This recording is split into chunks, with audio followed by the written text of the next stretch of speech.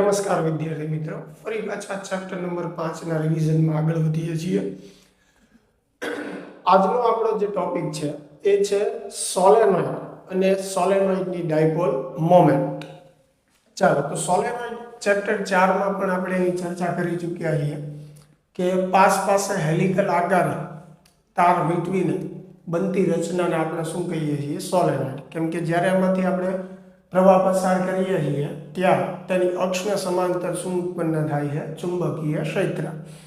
તો સોલેનોઇડ જે છે એને પણ આપણે ગજિયા ચુંબક સ્વરૂપે ગણી શકીએ. કઈ રીતે? દાખલા તરીકે અહીંયા સમજવા માટે એક આપણે પોલો નળાકાર લઈએ અને તેના પર હેલિકલ આકારે તાર વીંટાળીને આપણે સોલેનોઇડ જેવી રચના બનાવીએ. તો જ્યારે એમાંથી આપણે પ્રવાહ પસાર કરશું એટલે એની અક્ષને સમાંતર ચુંબકીય ક્ષેત્ર ઉત્પન્ન થશે. એટલે આ જે છે આપણી સોલેનોઇડની રચના થઈ ગઈ. તો ગજિયા ચુંબકની અંદર આપણે ઉત્તર અને દક્ષિણ ધ્રુવ જે છે એ દર્શાવતા, અને એ તો કુદરતી ચુંબક છે. જ્યારે સોલેનોઇડની વાત કરીએ તો એ કૃત્રિમ ચુંબક છે.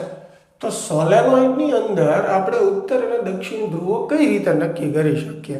તો એની એક સરળ રીત છે કે તમે સોલેનોઇડની કોઈ પણ એક બાજુ ઊભા રહીને જોઈ શકો. દાખલા તરીકે હું આ બાજુ ઊભો છું, સોલેનોઇડની આ બાજુનું અવલોકન કરીશ તો મારી નજર સામે મને જે પ્રવાહ ફરતો જોવા મળે છે એ સમઘડી દિશામાં જોવા મળશે. તો જો નજર સામેનો જે છેડો છે એમાં તમને પ્રવાહ સમઘડી દિશામાં જોવા મળે તો એ નજર સામેનો ધ્રુવ જે છે એ એસ ધ્રુવ થશે અને બીજો ધ્રુવ જે છે એન ધ્રુવ થશે. બરાબર. જો નજર સામેના છેડામાં વિષમઘડી દિશામાં પ્રવાહ જોવા મળતો હોય તો આ એન ધ્રુવ થશે, તો ઓબ્વિયસ વાત છે સામેનો એસ ધ્રુવ થશે. આવી રીતે સોલેનોઇડમાં દક્ષિણ અને ઉત્તર ધ્રુવ જે છે એ નક્કી કરી શકાય. બંને ધ્રુવો વચ્ચેનું અંતર ચુંબકીય સમજૂતીમાં આપણે શું કહીએ છીએ? 2L કહીએ. સામાન્ય રીતે સોલેનોઇડની લંબાઈ આપણે L કહેતા હોઈએ, પણ જ્યારે એને ગજિયા ચુંબક સાથે સરખામણી કરીને આપણે સમજતા હોઈએ ત્યારે બે ધ્રુવો વચ્ચેના અંતરને આપણે 2L વડે દર્શાવીએ. તો સોલેનોઇડની ડાયપોલ મોમેન્ટ આપણે 2L P વડે દર્શાવી શકીએ, જ્યાં PS એટલે સોલેનોઇડના બંને ધ્રુવોનું ધ્રુવમાન દર્શાવે છે. હવે સોલેનોઇડ કૃત્રિમ ચુંબક છે જેમાંથી આપણે I જેટલો પ્રવાહ પસાર કરીએ છીએ. તો N આંટા ધરાવતા ગૂંચળા માટે પણ ડાયપોલ મોમેન્ટનું સૂત્ર આપણી પાસે છે, M બરાબર NIA.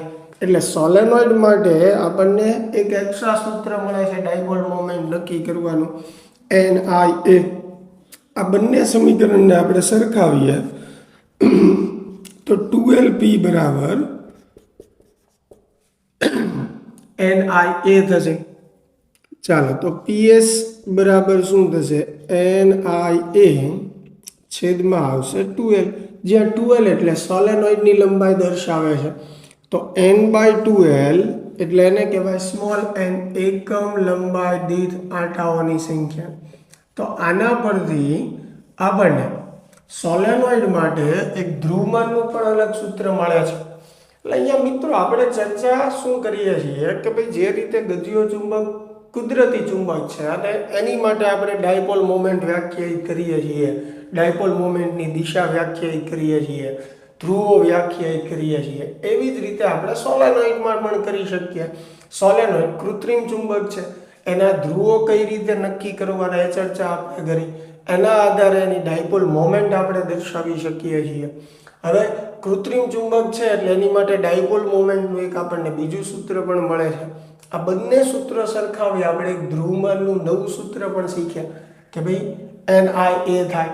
સેમ જેમ ગજિયા ચુંબકમાં આપણે ગજિયા ચુંબકની અક્ષ પર ચુંબકીય ક્ષેત્ર મેળવી શકીએ છીએ μ0/4/2m/r³ વડે, એવી જ રીતે આપણે સોલેનોઇડમાં પણ મેળવી શકીએ.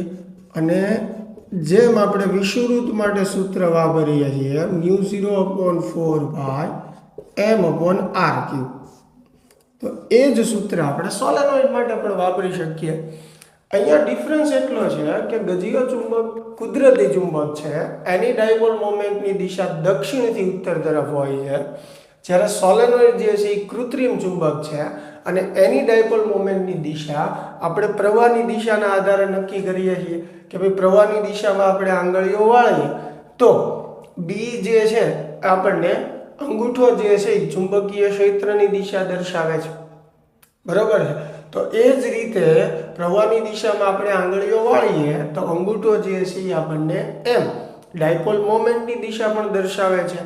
એટલે એવી રીતે આપણે સોલેનોઇડની અંદર પ્રવાહની દિશામાં આંગળીઓ વાળશું અને અંગૂઠાની દિશામાં આપણને ડાયપોલ મોમેન્ટ મળશે, બરોબર। તો આશા છે વિદ્યાર્થી મિત્રો કે સોલેનોઇડ માટેની આ જે નાની નાની ચર્ચાઓ જે હતી અને એના સૂત્રો હતા એ તમને વ્યવસ્થિત સમજાણા હશે। મળીએ હવે નેક્સ્ટ લેક્ચરમાં।